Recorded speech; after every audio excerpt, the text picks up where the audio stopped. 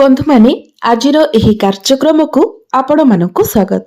आजिर एही कार्यक्रमटी बिछा राशि व्यक्ति विशेष मानक पई बहुत गुरुत्वपूर्ण अटे, बहुत ही खास अटे।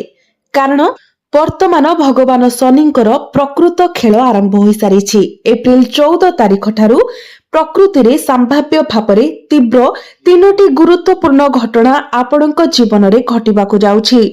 कारण दीर्घ समय पर शनि शेष तांकर निद्रारू जाग्रत हेउछंती। विशेष करी एप्रिल 14 तारिख रे शनि उदय हेबा पई जाउछंती।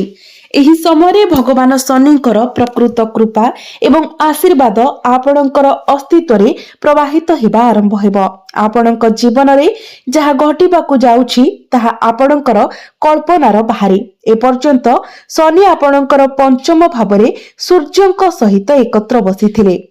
एही कारणरू आपणकर देखंतु जे सूर्य एक विशाल शक्तिर एक स्वर्गीय पिंड, एते विशाल एवं शक्तिशाली जे एहा शनिकर प्रभाव को दमन करि देइथिला। सूर्य एवं शनि हेउछंती परस्परर शत्रु, परस्परर विरोधी। सूर्यंकर अत्यधिक प्रभाव हेतु एही समय मध्यरे शनिकर शक्ति एवं प्रभाव बहुत ह्रास पाइथिला। किंतु एप्रिल 14 तारिख को शनि उदित हेबाकू जाउछंती। कारण सूर्य एवं आगक बढ़िबे, मेष राशि रे प्रवेश करिबे एवं एहा आपणक पई केउ लाभ आनिबो। आपणकर समस्त प्रयास जहा अनेक दिन धरि अटकी रहितिला, समस्त कठिन परिश्रम जहा आपणक पई कोनोसी स्पष्ट लाभ देउ नथिला, एबे ताहा आगक बढ़िबो। आपण कहि परिबे जे आपणकर जीवन संपूर्ण भाबरे अटकी जायतिला, सब किछि द्वंद्वर गंठी रे फसी जायतिला। गभीर भावरे आपण हताशा एवं असहायता अनुभव करुथिले। आपणक आखिरु लुह झरुथिला। आपण संपूर्ण भावरे विभ्रांत होई जायथिले। परवर्ती पदक्षेप केउ दिगरे नेबे ताहा बुझी पारु नथिले। आपणकर चाकरी, व्यवसाय, पारिवारिक जीवन किंबा प्रेम संपर्क हेउ, प्रत्येक क्षेत्र रे आपण एक द्वंद्व रे फसी जायथिले। एहा थिला कारण शनि आपणक उपरे आशीर्वाद वर्षा करि पारु नथिले।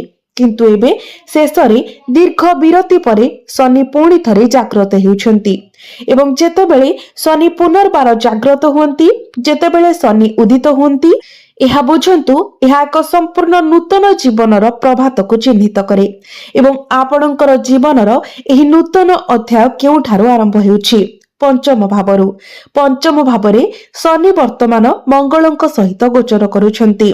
सूर्य मध्य एठारे अछंती, किंतु 14 एप्रिल को सूर्य आपणकर षष्ठ भाव को चली जिबे।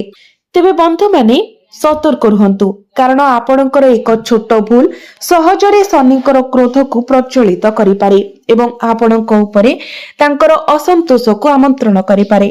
कारण जेतेबेले शनि पुणी थरे उदित हेबे, आपणकर जीवन रे एक नूतन पर्याय आरंभ हेबो। एहार प्रभाव बहुत तीव्र हेबो। फलस्वरूप एही समय मध्यरे आपणको अत्यंत सतर्कता मध्य अवलंबन करबाको पड़िबो। एक छोट भूल मध्य आसन्न खुशीर प्रवाह को बंद करि पारे।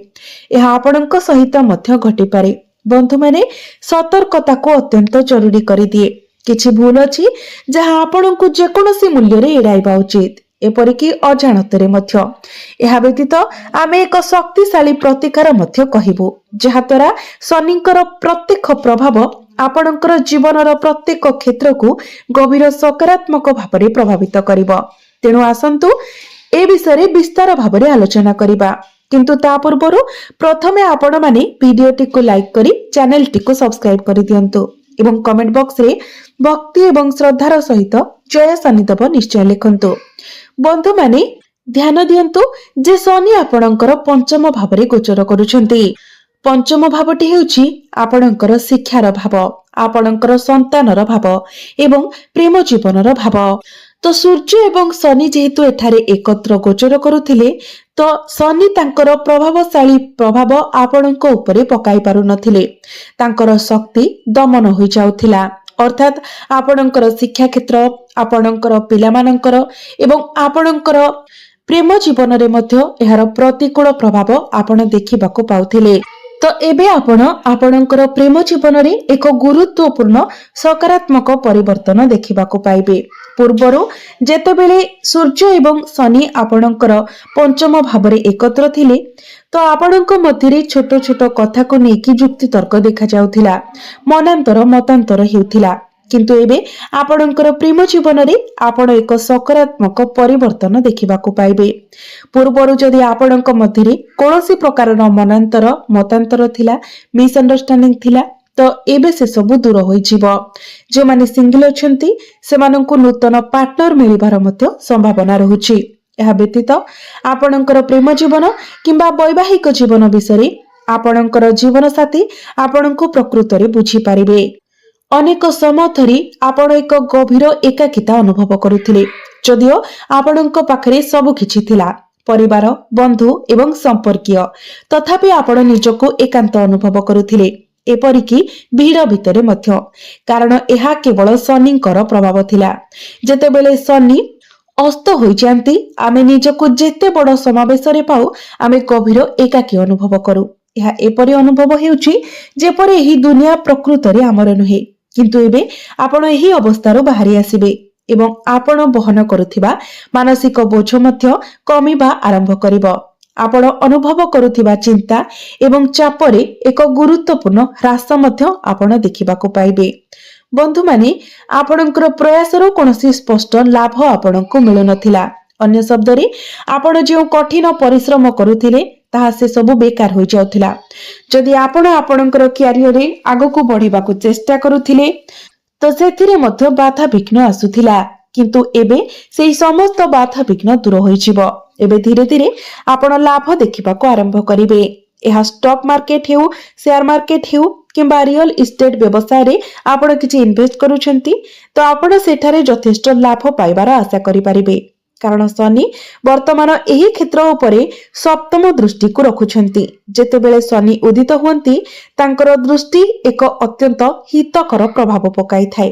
ଏହା ଏକ ନୂତନ ପ୍ରଭାତକୁ ସୂଚିତ କରେ, ଏକ ପ୍ରଭାତ ଯାହା ଆପଣଙ୍କର ଲାଭ ଉପରେ ସକାରାତ୍ମକ ପ୍ରଭାବ ପକାଉଛି।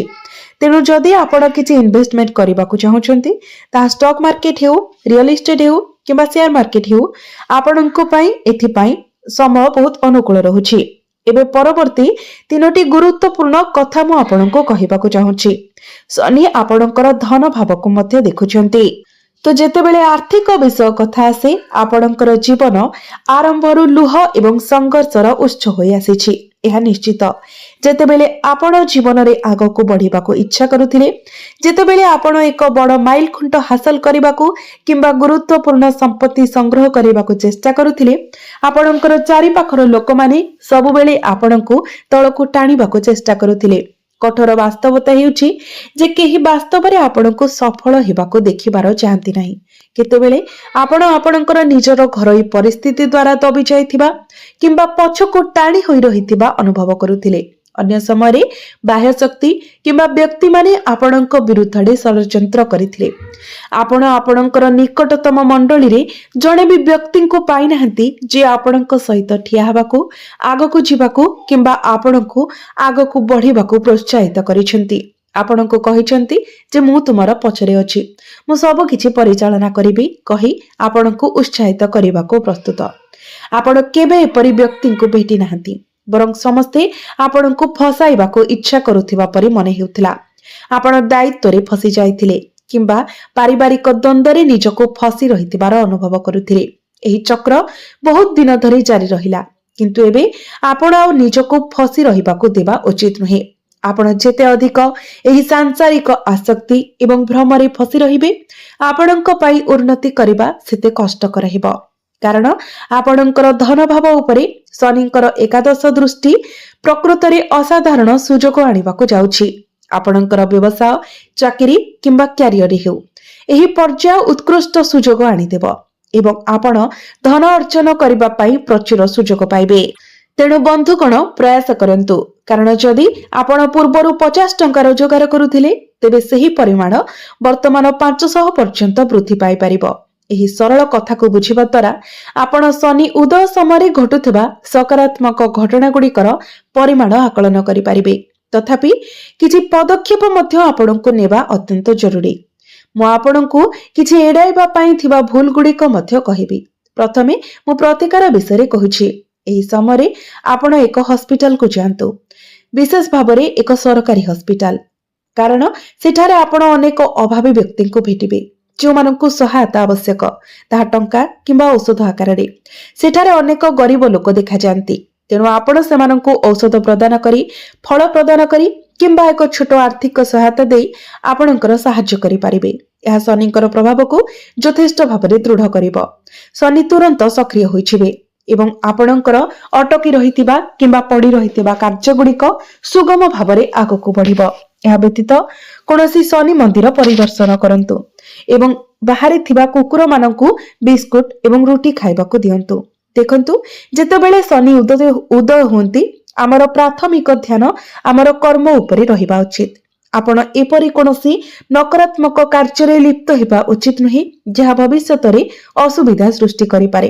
ନକାରାତ୍ମକ କର୍ମ କ'ଣ? ପ୍ରଥମେ, ନକାରାତ୍ମକ ଚିନ୍ତାଧାରା ପୋଷଣ କରନ୍ତୁ ନାହିଁ। ଅନ୍ୟମାନଙ୍କ ବିଷୟରେ କିମ୍ବା ନିଜ ବିଷୟରେ ନିଜକୁ ଗରିବ କିମ୍ବା ନିଃସହାୟ ଭାବରେ ଭାବନ୍ତୁ ନାହିଁ କିମ୍ବା ଅନ୍ୟ କାହାକୁ ଅନ୍ୟାୟ ଭାବରେ ବିଚାର କରନ୍ତୁ ନାହିଁ। ଏହା ବ୍ୟତୀତ ଅନ୍ୟମାନଙ୍କ ବିଷୟରେ ଖରାପ କହିବାରୁ ନିବୃତ୍ତ ରୁହନ୍ତୁ। ଆପଣଙ୍କର କଥା ପ୍ରତି ସଚେତନ ରୁହନ୍ତୁ। ଆପଣ ଯେତେ ଅଧିକ ନକାରାତ୍ମକ କଥା କହୁଛନ୍ତି, ତାହା ଆପଣଙ୍କର ବାସ୍ତବତାରେ ପ୍ରକାଶ ପାଇବାର ସମ୍ଭାବନା ସେତେ ଅଧିକ। ବିପରୀତରେ ଆପଣ ଯେତେ ଅଧିକ ସକାରାତ୍ମକ କଥା କହିବେ, ଆପଣଙ୍କର ଜୀବନରେ ସେତେ ଅଧିକ ସକାରାତ୍ମକ ଫଳାଫଳ ପ୍ରକାଶ ପାଇବ। ଶନି ଜଣଙ୍କର ବାଣୀ ଉପରେ ଦ୍ରୁତ ଏବଂ ଗଭୀର ପ୍ରଭାବ ପକାଇଥାଏ, ତେଣୁ ଗଠନମୂଳକ ଭାବରେ କହିବାକୁ ବାଛନ୍ତୁ। ବନ୍ଧୁମାନେ, ମନେ ରଖନ୍ତୁ ଯେ ଗୁରୁତ୍ୱପୂର୍ଣ୍ଣ କଥା ହେଉଛି ଆପଣଙ୍କର କାର୍ଯ୍ୟ ଦ୍ୱାରା କୌଣସି ପ୍ରାଣୀ, ତାହା କୁକୁର, ଗାଈ କିମ୍ବା ଅନ୍ୟ କୌଣସି ପ୍ରାଣୀକୁ କ୍ଷତି ପହଞ୍ଚାଇବା ଉଚିତ ନୁହେଁ। ଦୟାକରି ଏହି କଥାଗୁଡ଼ିକ ମନେ ରଖନ୍ତୁ। ଏହିସବୁ ଭୁଲ କରିବା ଠାରୁ ଦୂରେଇ ରୁହନ୍ତୁ। ଆପଣଙ୍କର କର୍ମ ବିଷୟରେ ସତର୍କ ରୁହନ୍ତୁ। କେବଳ ଏହା କରନ୍ତୁ ଏବଂ ଆପଣଙ୍କୁ ଆଉ କୌଣସି ଅସୁବିଧାର ସମ୍ମୁଖୀନ ହେବାକୁ ପଡ଼ିବ ନାହିଁ। ମୁଁ ପୂର୍ବରୁ ଆପଣଙ୍କର ଜୀବନର ନିର୍ଦ୍ଦିଷ୍ଟ କ୍ଷେତ୍ରଗୁଡ଼ିକ ଉଲ୍ଲେଖ କରିଛି, ଯାହା ଶନି ଗ୍ରହର ଉଦୟ ଦ୍ୱାରା ପ୍ରଭାବିତ ହେବ ଏବଂ ଆପଣଙ୍କୁ କରିବାକୁ ଥିବା ଆବଶ୍ୟକ ସତର୍କତା ମଧ୍ୟ ଉଲ୍ଲେଖ କରିଛି। ଆପଣଙ୍କୁ ଗ୍ରହଣ କରିବାକୁ ଆବଶ୍ୟକ ସମସ୍ତ ପଦକ୍ଷେପ ମୁଁ ଉଲ୍ଲେଖ କରିଛି। ତ ବନ୍ଧୁମାନେ, ଭିଡିଓଟି ଯଦି ଆପଣମାନଙ୍କୁ ଭଲ ଲାଗିଥାଏ ତ ଭିଡିଓଟିକୁ ଲାଇକ୍ କରି ଚ୍ୟାନେଲଟିକୁ ସବସ୍କ୍ରାଇବ କରିଦେବେ ଏବଂ କମେଣ୍ଟ ବକ୍ସରେ ଭକ୍ତି ଏବଂ ଶ୍ରଦ୍ଧାର ସହିତ ଜୟ ଶନିଦେବ ନିଶ୍ଚୟ ଲେଖିବେ। ତ ବନ୍ଧୁମାନେ, ଆପଣଙ୍କର ଜୀବନ ମଙ୍ଗଳମୟ ହେଉ, ଏହା ହିଁ ଈଶ୍ୱରଙ୍କ ନିକଟରେ ମୋର ପ୍ରାର୍ଥନା। ଧନ୍ୟବାଦ।